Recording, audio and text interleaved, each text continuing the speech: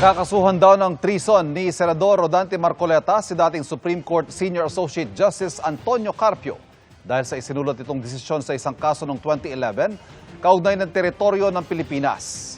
Sinagot naman siya ng retiradong mahistrado. Nakatutok si Mav Gonzalez. Sa kanyang TV show, sinabi ni Senador Rodante Marcoleta na kakasuhan niya ng treason si dating Supreme Court Associate Justice Antonio Carpio.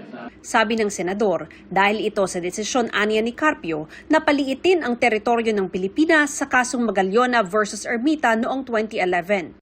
Sabi ni Marcoleta, pumayag si Carpio sa argumento ng gobyerno na paliitin ang territorial sea natin dahil makakakuhaan niya tayo ng ganansya o advantage sa ating exclusive economic zone.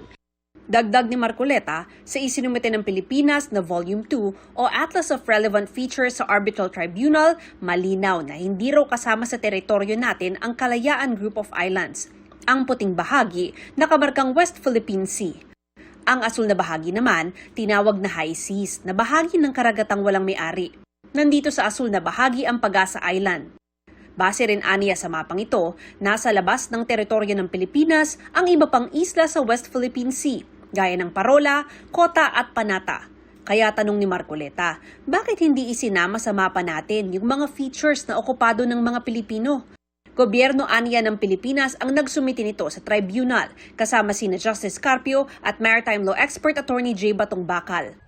Ngayon daw, siya pa ang hinahamon sa sinabi niyang kung parte ba ng Pilipinas ang Kalayaan Group of Islands o hindi. Giit pa ni Marcoleta, hindi naman niya sinabi na hindi parte ng teritoryo ng Pilipinas ang Kalayaan Group of Islands, pero kailangan daw ng mapa at coordinates nito. Tugon naman ni Justice Carpio, lahat ng first-year law student alam na pwede lang magkaroon ng treason kung nasa gitna ng digmaan ng Pilipinas, alinsunod sa Article 114 ng Revised Penal Code. Dagdag niya, sa kasong Magallona versus Ermita, gusto ni na Magallona na isama sa teritoryo ng Pilipinas lahat ng isla at katubigang sakop ng 1898 Treaty of Paris Lines. Ito ang tratadong nagtapos sa Spanish-American War at naglipat ng Pilipinas at iba pang kolonya ng Espanya sa kontrol ng Amerika. Pero ayon kay Carpio, malinaw na labag sa UNCLOS at customary international law kung isama sa Philippine territorial waters ang lampas sa 12 nautical miles mula sa archipelagic baseline natin. Masasama rin daw rito ang malaking bahagi ng exclusive economic zone at maliit na bahagi ng high seas, bagay na labag din sa UNCLOS. Kung kinatigan aniya ng gobyerno sina Magallona, tsak na i-dismiss agad ng arbitral tribunal ang kaso natin dahil magiging kapareho lang natin ang 9-dash line ng China na labag sa UNCLOS at international law.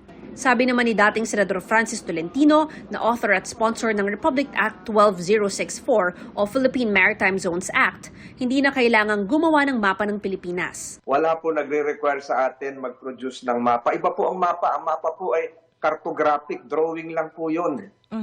Ang pinaka-precise po scientific ay yung coordinates na na-produce po natin sang-ayon sa Republic Act 9522 noong 2009. Nakaayon aniya sa UNCLOS lahat ng nilalaman ng Philippine Maritime Zones Act. Nang tanungin naman kung makakatulong ba ang hamon ni Senador Marcoleta na debate, gugulo lang. They're entitled to their own opinions or sentiments on this.